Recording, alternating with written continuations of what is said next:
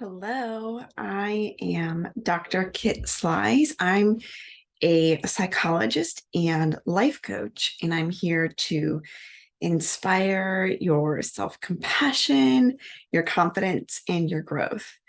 And today I'm talking to my overachievers out there. I know because I consider myself sort of a recovering overachiever. And I'm not just talking about simply being somebody who's a high achiever or high performer. We're talking about overachieving specifically. And so, what do I even mean by that difference between an overachiever versus a high achiever or high performer? So, a high achiever, somebody who achieves a lot, is somebody who's able to do that and is also able to incorporate balance, harmony in their lives. They are not somebody who is going to be really prone to burning out or feeling stress, unnecessary stress, constant stress from as a byproduct of their achievements or from the journey that they're on. They're able to, yes, prioritize their performance and feel that is an important aspect, but they're also able to do that in a way that really also prioritizes their own wellness and prioritizes balance with other areas of their lives. If that sounds like a dream or something unattainable, you may be an overachiever, because an overachiever is somebody who tends to really focus on the achievement or achievements themselves to the exclusion of their own well-being and other aspects of their life. The act of achieving and getting to a place of success becomes almost like an obsession, like a primary focus for them, and there may be a lot of discomfort that that person experiences if they're not in a place in a place of success. And if you think about success, it's even when we get to a place of achievement or are able to be successful with something, that is usually a momentary thing. So if you can imagine an overachiever sort of constantly chasing this space and feeling sort of less than if they're not in that moment of success. Perfectionism is a pretty common theme that we'll see in overachievers. So feeling like if everything isn't perfect by that person's definition of perfect, then nothing is right, nothing is well, which leads to a lot of internal turmoil, anxiety, stress. High functioning anxiety is another term that you might hear about with overachievers, because internally they may be very anxious and distressed, but it doesn't from the outside seem to hold them back. So overachievers might often feel like they're sort of in this lonely world that nobody understands, because or they may not, or they may feel like, why should I complain because my life looks really good on the outside, right? But internally there's just a lot of this internal turmoil and distress. And so and then overachievers can also be very hard on themselves. If you know, that's sort of how they may tend to motivate themselves, is with this negative criticism, this self-talk, this inner critic uh, criticism. They might be hard on themselves to get themselves to work harder so that they can get to that place of perfection. And so I wanted to define a little bit what an overachiever is, but today what I'm really also talking about is why it's really important for overachievers to intentionally cultivate that balance in their lives and to put focus elsewhere in their lives. And it's funny because most of the overachievers that I work with, they know this logically, intellectually. They know this. It's important. They're an overachiever. They know they know all the shoulds, right?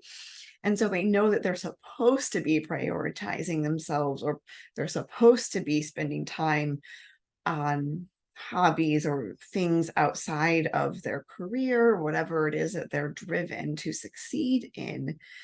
but they don't do it.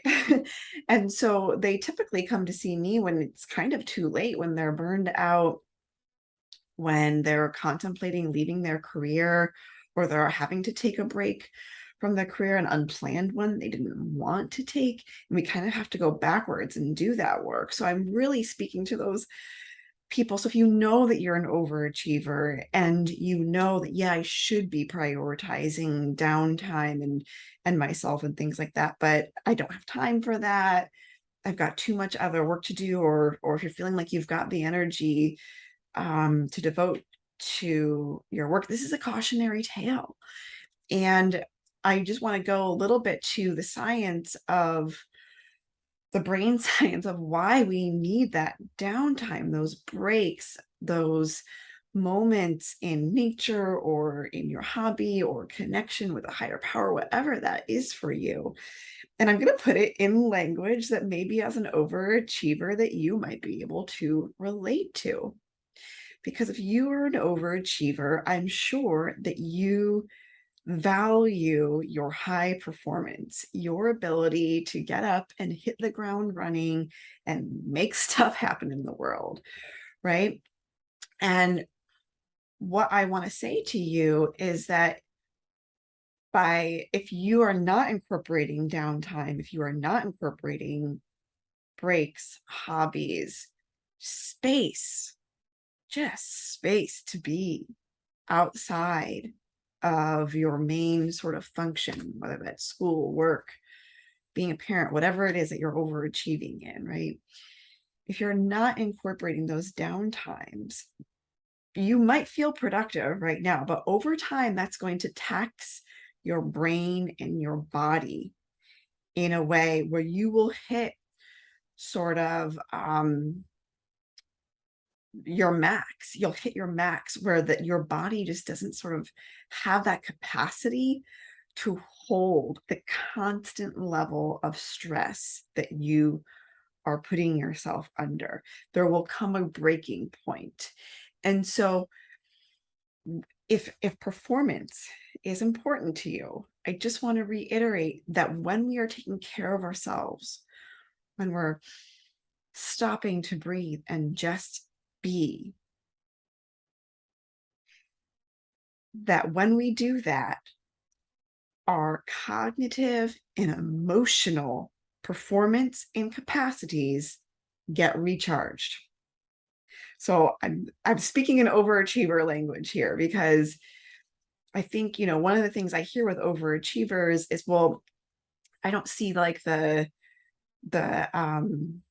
benefit or the utility of taking those breaks, right? Because it's not, in their mind, doesn't have a one-to-one relationship to whatever outcome they're working towards. But I'm telling you that it does have a direct relationship, because when we have downtime, when we're bored, the research shows that when we're bored, we are more creative, productive, and even we think altruistic after a period of boredom than we are after like a long day of working or something like that. After, when we have given our all and we're working hard, our tank depletes, and being bored or other ways of having downtime actually fills up your tank.